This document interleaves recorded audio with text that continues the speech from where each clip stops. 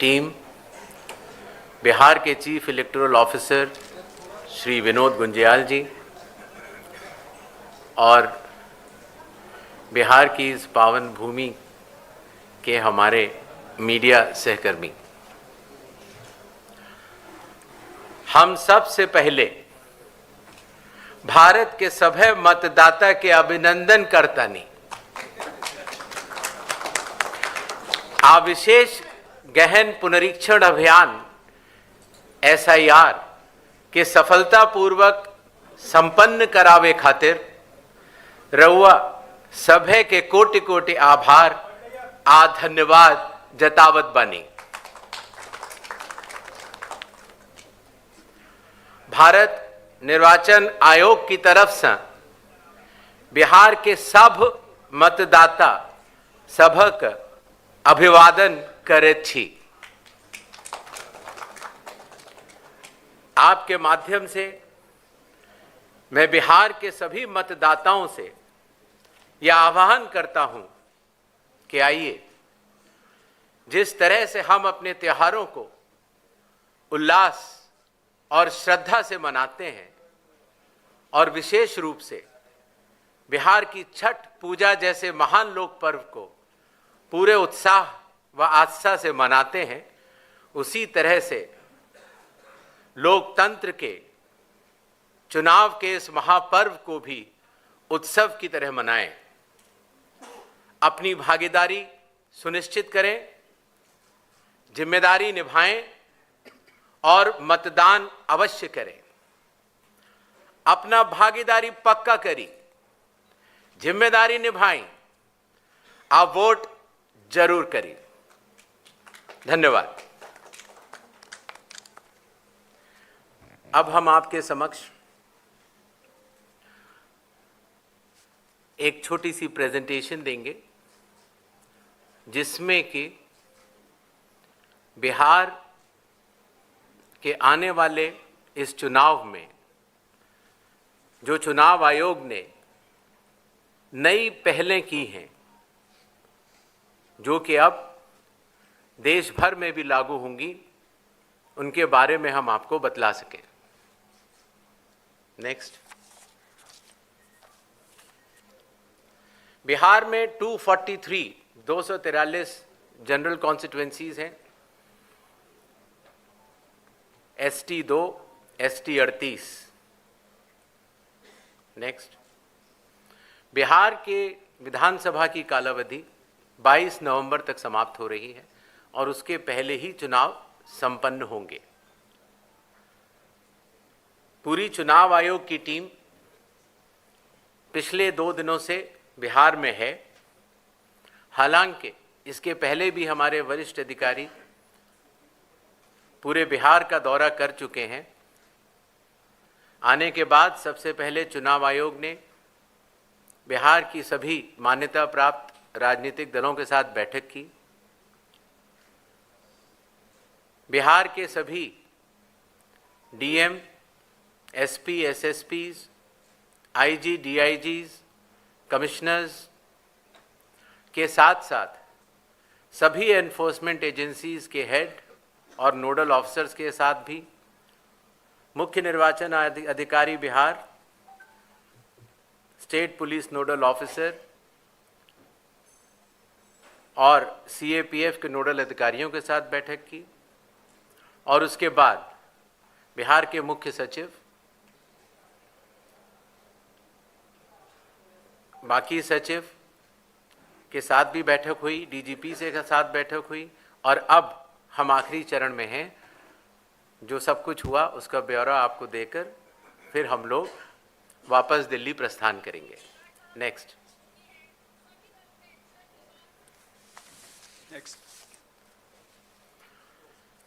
बिहार से शुरू होने वाली कुछ पहलों में सबसे पहले परिशीलन, ट्रेनिंग। बूथ लेवल एजेंट्स की पहली बार चुनाव आयोग ने ट्रेनिंग की और बिहार के सभी बूथ लेवल एजेंट्स 1 की ट्रेनिंग कुछ माह पूर्व ही दिल्ली में संपन्न हुई। साथ ही साथ बूथ लेवल ऑफिसर्स की भी ट्रिपल आईडीएम में ट्रेनिंग हुई और अभी तक देश भर के लगभग 700 बूथ लेवल ऑफिसर्स और सुपरवाइजर्स की ट्रेनिंग पूरी की जा चुकी है। साधारण तौर से पुलिस ऑफिसर्स की ट्रेनिंग जिला या स्टेट में ही होती थी, लेकिन इस बार एक मानक के तौर पर उसको दिल्ली में भी ट्रेनिंग शुरू की गई। मतदाता सूची, इसमें सबसे बड़ी पहल रही विशेष गहन परीक्षण अर्थात स्पेशल इंटेंसिव रिवीजन। ये कार्य 24 जून 2025 से शुरू हुआ और कालावधि पूर्ण होने से पहले ही समयबद्ध तरीके से सभी मतदाताओं के सहयोग के साथ समाप्त हुआ। जो बूथ लेवल ऑफिसर्स, निर्वाचक पंजीयक अधिकारी जो इतनी मेहनत के साथ ये कार्य करते हैं, उनके मानसिक मोटिवेशन के लिए उनका रिन्यूमरेशन भी बढ़ाया गया। काफ़ी वर्षों के बाद ये पहली बार हुआ और ख़ास तौर से ईआरओज़ और एईआरओज़ को पहली बार ऑनरेरियम देने की व्यवस्था की गई। पहले ये बात सुनने में आती थी कि वोटर कार्ड मिलने में बहुत देरी होती है, इसलिए चुनाव आयोग ने वोटर कार्ड के वितरण की हर चरण की एनालिसिस करते हुए अब उसको 15 दिन के अंदर हमारे मतदाता को मिल जाए, ऐसी व्यवस्था की। बूथ लेवल ऑफिसर्स को जब वो मतदाता के पास जाएं तो मतदाता उनको सुगमता से पहचान पाएं, इसलिए बूथ लेवल ऑफिसर्स के लिए भी फोटो आईडी कार्ड्स शुरू किए गए। कंडक्ट ऑफ इलेक्शंस, विकास की गति के साथ चलते हुए हर जगह ये समस्या मतदाता लोग बताते थे कि कई बार जब लाइन में खड़े होते हैं तो मोबाइल की आवश्यकता पड़ती है। आजकल मोबाइल कोई नहीं छोड़ना चाहता, तो इसलिए बूथ के कमरे के ठीक बाहर मोबाइल जमा कर अपना वोट देने के बाद ठीक बाहर आएं और अपना मोबाइल ले जाएं।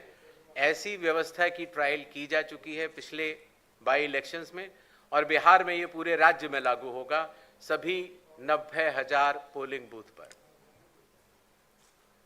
फिर एक बात ये भी समझ में आई कि जो मतदाताओं को वोटर इंफॉर्मेशन स्लिप दी जाती है, जिससे कि उनको पता लग जाए कि ये बूथ कहाँ पर है और अगर चाहें तो पहले भी जाके देख सकते हैं, उसमें बूथ की संख्या और पता बड़े फॉन्ट में, अगर आप देखेंगे इसमें तो लाल रंग से उसमें चौकोर किया हुआ है, तो बड़े फॉन्ट पर आप दूर से ही देख सकते हैं, जिससे कि आप अपने मतदान केंद्र में बड़ी सुगमता के साथ जा सकते हैं। इलेक्शन कमीशन ने टेक्नोलॉजी का सहारा कई वर्षों से लिया हुआ है। धीरे धीरे करते करते लगभग 40 एप्लीकेशंस बन चुकी थी, जिसको कि हर मतदाता को या स्टेक होल्डर को बार बार अलग अलग लोड करना पड़ता था। इसलिए सबको मिलाकर एक कंप्यूटर प्लेटफॉर्म तैयार किया गया, जिसका नाम है one stop digital platform ECI net. इसका प्रोग्रेसिव इम्प्लीमेंटेशन अभी जारी है और बिहार में इसको लागू भी किया जाएगा और इसके बाद भी अगर कोई काम बचेगा तो उसको पूर्ण करेंगे।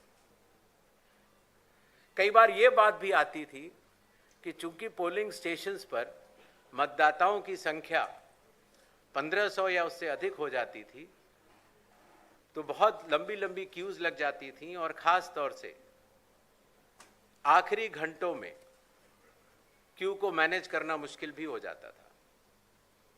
इसलिए चुनाव आयोग ने संयुक्त निर्णय लिया कि अब बिहार से शुरू होकर पूरे देश तक किसी भी मतदान केंद्र में 1200 से ज़्यादा वोटर नहीं होंगे, जिससे कि वोट डालने में हमारे मतदाताओं को सुविधा मिले। कानून के अंतर्गत कैंडिडेट्स पोलिंग बूथ के कुछ दूरी के बाहर अपने बूथ्स लगाते हैं। कई बार वो लोग भी मतदाताओं को सहूलियत देने के लिए उनका मार्गदर्शन करते हैं कि आपका बूथ ये वाला है या उस कमरे में है। तो पहले ये काफ़ी दूर लगाने की अनुमति होती थी, अब 100 मीटर की दूरी पर पोलिंग स्टेशन से हर प्रत्याशी अपने बूथ लगाने के लिए स्वतंत्र है। पहले ये बात भी आती थी कि जो वेबकास्टिंग है, जो पोलिंग बूथ के अंदर जो वेबकास्टिंग होती है, वो कहीं 50% या कम से कम 50% या 60% बूथों पर होती थी, और अब बिहार से शुरू होकर पूरे देश में जब भी चुनाव होंगे 100% वेबकास्टिंग हर पोलिंग स्टेशन पर की जाएगी। कई बार प्रत्याशियों ने ये बात कही कि जब ईवीएम पर जो बैलेट पेपर या कागज लगता है उसमें जो उनकी फोटो आती है वो ब्लैक एंड वाइट होती है, और इसलिए मतदाता को पहचानने में कई बार दिक्कत हो जाती है। हालांकि चुनाव चिन्ह तो रहता है, और साथ ही साथ ये भी बात आई कि सीरियल नंबर भी बड़ा होना चाहिए। तो इसलिए बिहार के चुनाव से शुरू करके पूरे देश में अब सीरियल नंबर का फॉन्ट भी बड़ा होगा, और प्रत्याशियों की फोटोग्राफ वो कलर्ड फोटोग्राफ लगाई जाएंगी। मतगणना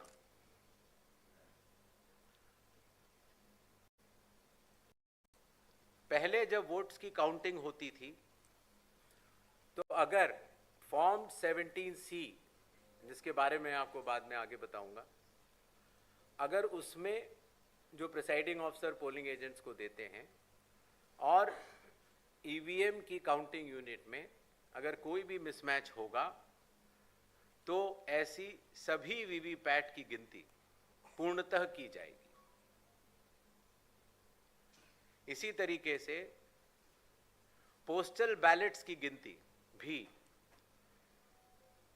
ईवीएम के आखिरी 2 राउंड से पहले पूर्ण करना अनिवार्य होगा, और ईवीएम के आखिरी 2 राउंड उसके बाद ही शुरू होंगे। नेक्स्ट, और सबसे बड़ी बात, जब चुनाव खत्म हो जाता है तो उसके बाद हमारे सारे मीडिया कर्मी और काफ़ी लोग ये जानना चाहते हैं कि कितने वोटर्स थे, कितने लोगों ने वोट किया, कितनी महिलाओं ने वोट किया। ये सारा डिटेल इंडेक्स कार्ड में अवेलेबल होता था, और पहले हम इसको अलग से लेकर फिर चुनाव के समाप्त होने के बाद काफ़ी दिन लग जाते थे इसको इकट्ठा करने में, उसके बाद हम इसको वेबसाइट में डालते थे। और अब चूँकि धीरे धीरे ECI नेट का प्रोग्रेसिव इम्प्लीमेंटेशन हो रहा है, इसलिए ये डिजिटल इंडेक्स कार्ड्स चुनाव खत्म होने के कुछ दिनों के भीतर ही आप सभी को देखने को मिलेंगे।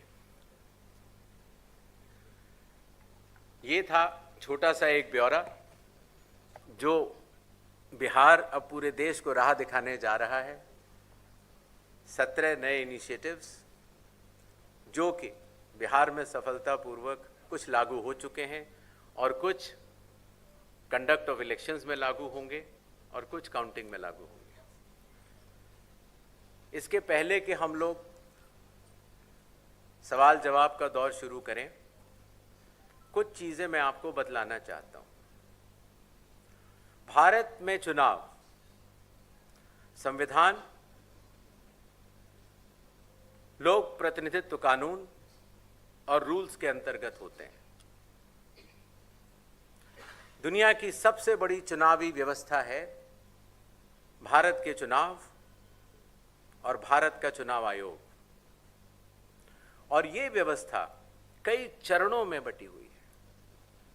जैसे आपने देखा मतदान केंद्र स्तर पर बूथ लेवल ऑफिसर,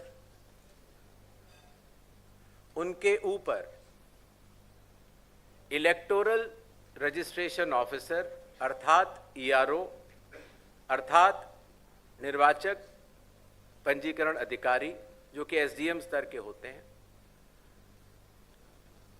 जो मतदाता सूची होती है उसको बनाने की जिम्मेदारी ईआरओज की होती है। बिहार के 243 हर विधानसभा में एक ईआरओ होता है और उन्होंने मिलकर बीएलओज के साथ मिलकर 243 ईआरओज 90,217 बीएलओज ने मिलकर काफी वर्षों के बाद, लगभग 22 वर्षों के बाद मतदाता सूची के शुद्धिकरण का कार्य किया। अगर ईआरओ के निर्णय में किसी का मत, किसी का नाम अगर वोटर लिस्ट में ना आ पाए या किसी गलत आदमी का नाम आ जाए तो इसके ऊपर डीएम के पास अपील होती है और अगर डीएम के डिसीजन में अगर कोई भी त्रुटि किसी भी मतदाता को लगती है तो उसकी अपील चीफ इलेक्टोरल ऑफिसर के पास होती है। तो इस तरह से विकेंद्रीकृत वैधानिक अधिकारियों के तहत मतदाता सूची बनाई जाती है।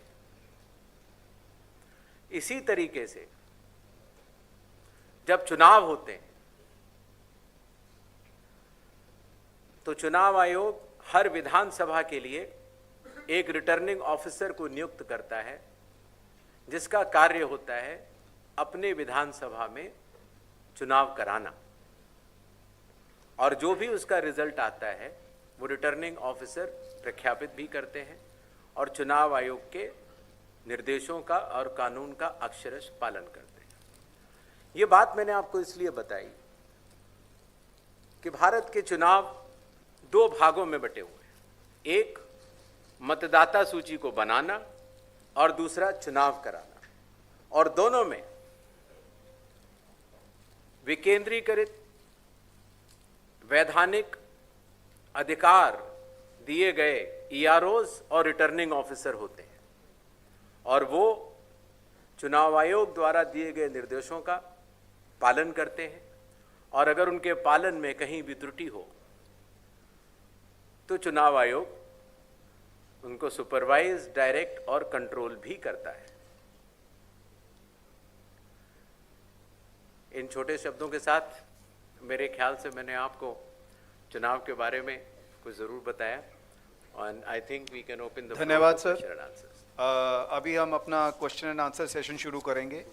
एक आपसे रिक्वेस्ट ये है कि आज के क्वेश्चंस आप केवल बिहार असेंबली इलेक्शंस तक ही सीमित रखिएगा, ताकि जो जानकारी आपको चाहिए वो उसका समय रहे साहब के पास उस की जानकारी देने के लिए।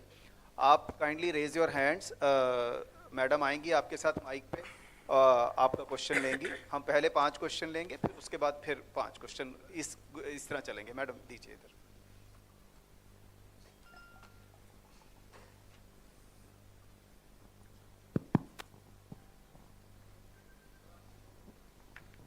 सर, मेरा नाम ब्रजेश मिश्रा है और मैं आईएनएस न्यूज़ एजेंसी से हूँ। सवाल ये है कि जिस तरीके से बिहार में शुद्धिकरण का काम किया गया और बहुत सारे आरोप लगे, तो और राहुल गांधी ने, नेता विपक्ष हैं, उन्होंने वोट चोरी तक का आरोप लगाया और फिलहाल वो कोलंबिया घूम रहे हैं। ऐसे में आप कितना सीरियस उनके आरोपों को लेते हैं और उनके एटम बम, नाइट्रोजन बम और हाइड्रोजन बम से आयोग कितना घायल महसूस कर रहा है? नेक्स्ट क्वेश्चन इधर दीजिए मैडम। सर,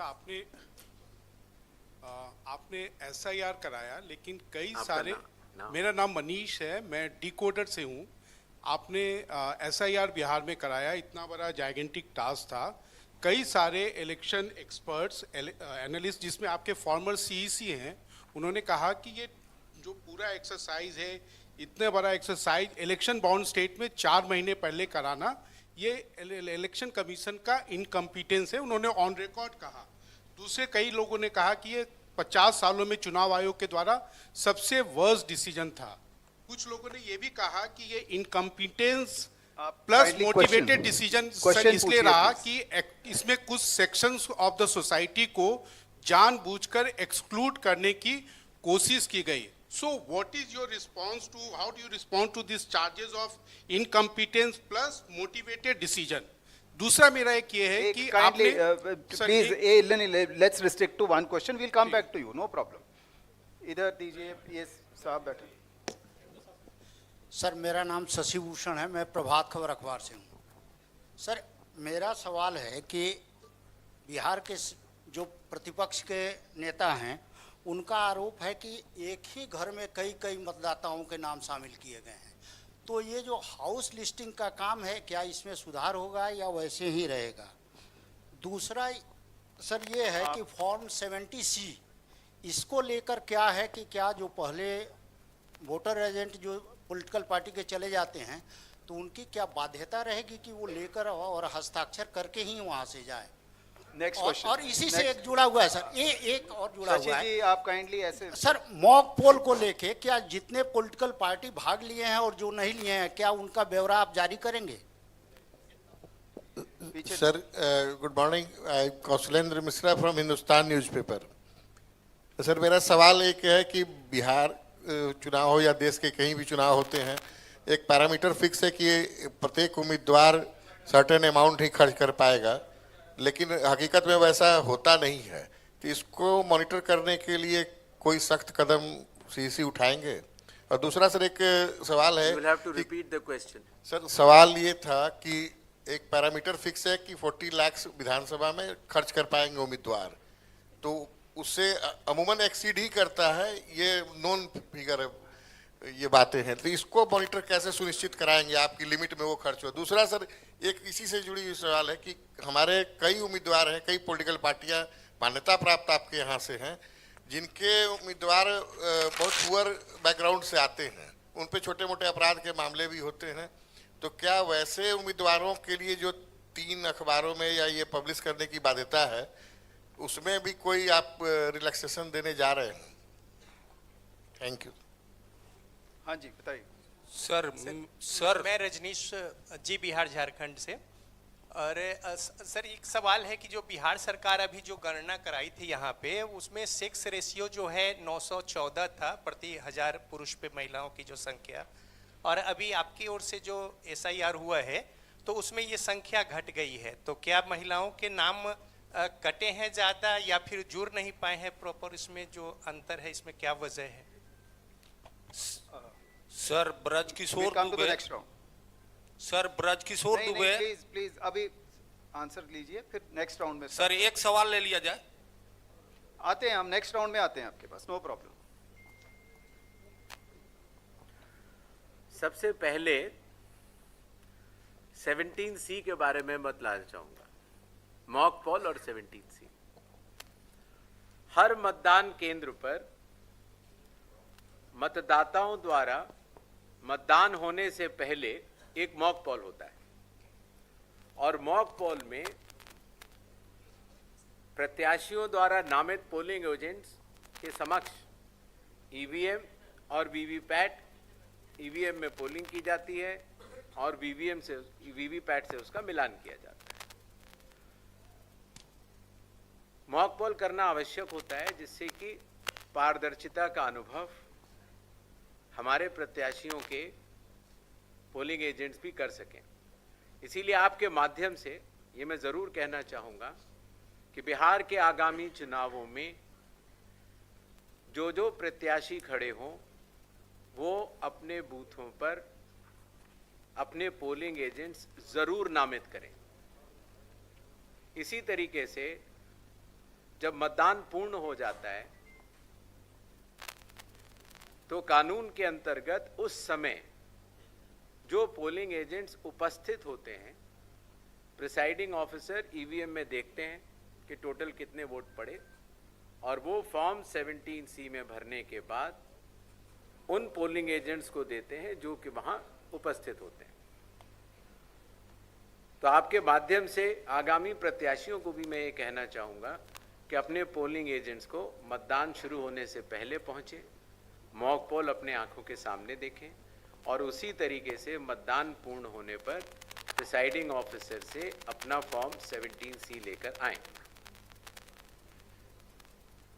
इस बात का जवाब मैं पहले दे चुका हूं कि जिन लोगों के पास अपने घर नहीं होते या जिन लोगों को पंचायत या म्यूनिसिपैलिटीज़ ने कोई घर का नंबर नहीं दिया होता है, तो या तो आसपास के घर का नंबर देते हैं और या कई बार शून्य लिख देते हैं। इसीलिए इसमें विचलित होने की कोई बात नहीं है, क्योंकि जब बूथ लेवल ऑफिसर किसी भी व्यक्ति का इन्यूमरेशन फॉर्म लेता है तो उसके ऊपर दावे और आपत्ति जताने के लिए हर पॉलिटिकल पार्टी के बूथ लेवल एजेंट्स मौजूद होते हैं। और मुझे आपको बताते हुए बड़ी खुशी हो रही है कि बिहार एक ऐसा राज्य है जहां पर 1,60,000 से भी ज़्यादा बूथ लेवल एजेंट्स राजनीतिक दलों ने नामित किए। जहां तक स्पेशल इंटेंसिव रिवीजन चुनाव के पहले कराए जाने के निर्णय की बात है, तो अगर आप लोक प्रतिनिधित्व कानून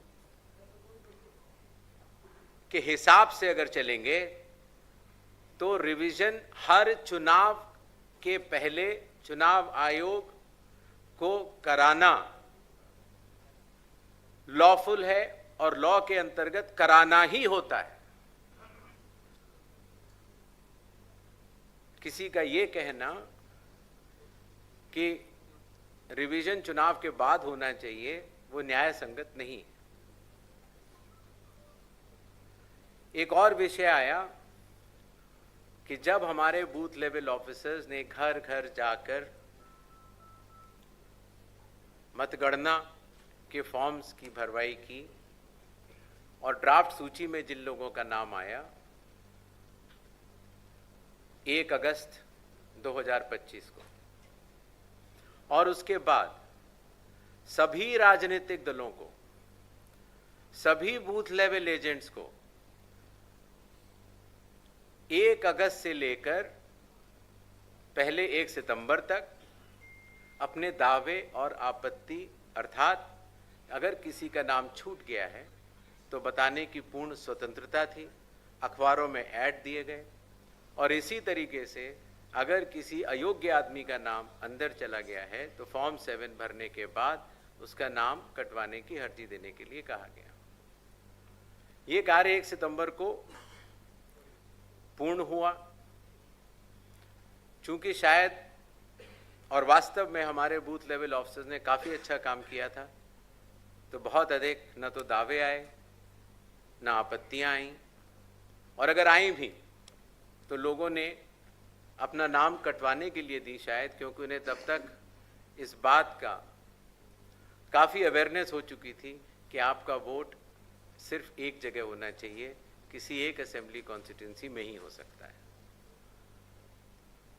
1 सितंबर के बाद नॉमिनेशन के लास्ट दिन से 10 दिन पहले तक अभी भी समय मौजूद है।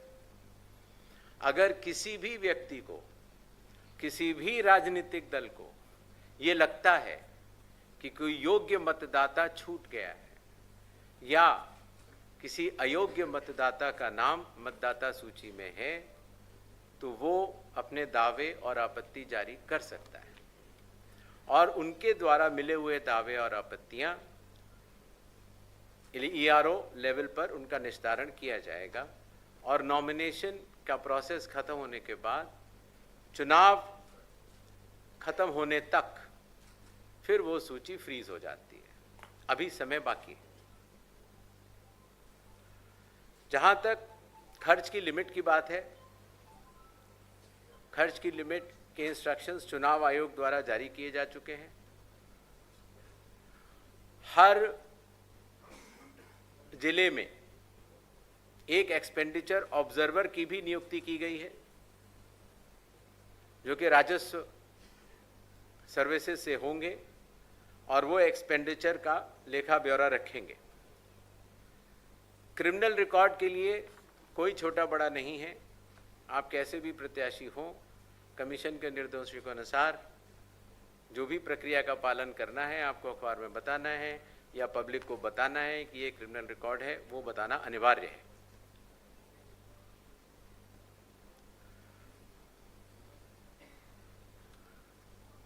एसआईआर की प्रक्रिया पर हालांकि सोशल मीडिया पर कुछ बातें कही जरूर गई, लेकिन एक ये बात भी सत्य है कि बिहार के लगभग 7 करोड़ 42 लाख मतदाताओं ने इसका स्वागत भी किया है और बढ़ चढ़कर हिस्सा लिया है। इसीलिए आपके माध्यम से बिहार के सभी मतदाताओं का मैं बहुत बहुत धन्यवाद भी करना चाहता हूँ। नेक्स्ट इधर दीजिए, वो पीछे दीजिए।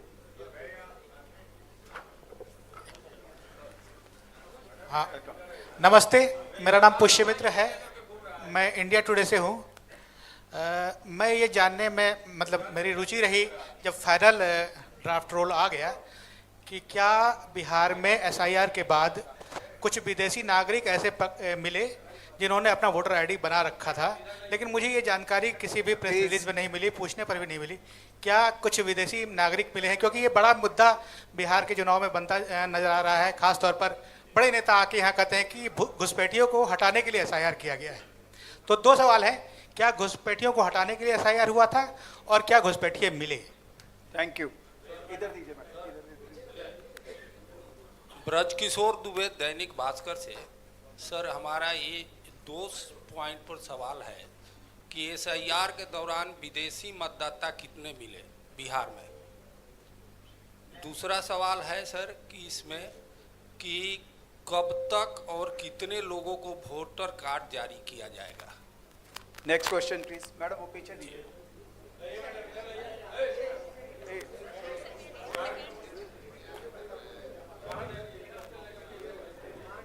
Good afternoon please. Good afternoon. देखिए, will come to you please. Good afternoon Gyanesh ji, मैं प्रभाकर कुमार हूँ, एनडीटीवी न्यूज़ चैनल से।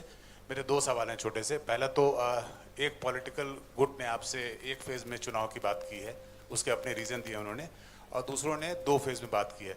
उस पर इलेक्शन कमीशन क्या सोचता है? दूसरा, एक पर्टिकुलर नेशनल पॉलिटिकल पार्टी ने आपसे निवेदन किया है कि महिलाओं को बुर्का में चुनाव बूथ पे ना जाने दिया जाए, अगर वो जाएं तो उन्हें उनका बुर्का हटा के चेक करना चाहिए। ऐसी आपके पास रिक्वेस्ट आई थी कल आपकी मीटिंग में। तो क्योंकि ये मामला सेंसिटिव है, इस पर हम चुनाव आयोग क्या सोचता है वो जानना चाहेंगे। Will come to it. ये इधर दीजिए। Anirban from Hindustan Times. Sir, 2 सवाल है। अभी सुप्रीम कोर्ट का एक निर्णय आया है, उसमें आधार कार्ड को लागू करने के लिए कहा गया है among the 11 documents, apart from the 11 documents. ये क्या इलेक्शन कमीशन जब पैन इंडिया एसआईआर करेगी तो Aadhaar will be one of the documents included? And few political parties have also demanded that 3.66 lakh people deleted from the final rolls, they should be published in the public domain. So will the commission do it? वो पीछे दे दीजिए, पीछे वो हाथ खड़ा।